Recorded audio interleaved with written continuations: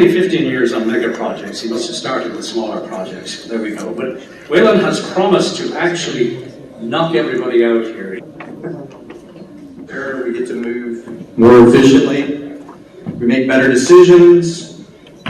But I guess I'm also here in front of a room of technical people and engineers to talk about psychology, because we have a lot of experience that suggests that objective data is actually pretty hard to come by for a number of reasons, and it's pretty hard to get people to use it for a number of reasons. That's what I'm going to talk about today.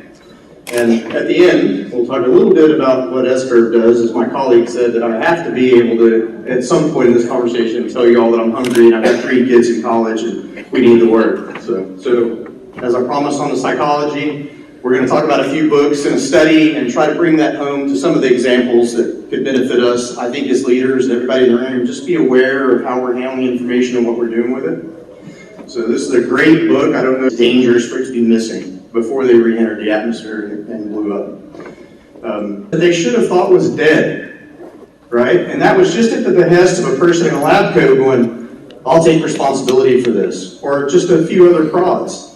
And so as leaders in the industry, as leaders on your projects, what you have to be aware of is your opinion matters. And if you roll that opinion out at a point where you're really in a phase where you're trying to gather data, what you're going to hear is your opinion parroted back to you, right? And that was just at the behest of a person in a lab coat going, I'll take responsibility for this, or just a few other prods.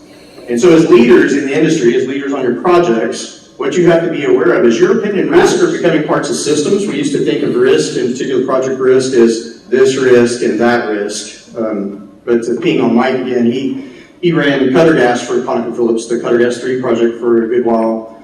And we had issues with productivity, and we had issues with available resources for commissioning and startup. But if your productivity risk triggered, and you were a little bit late with your work, and you were trying to hold your end date, then you're exaggerating the risk that you have around available resources for startup and commissioning.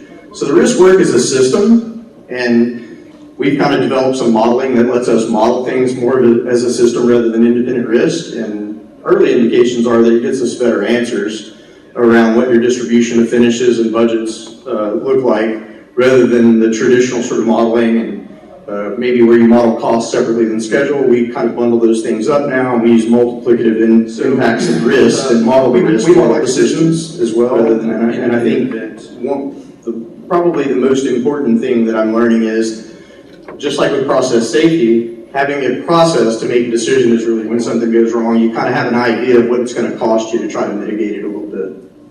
So that's it.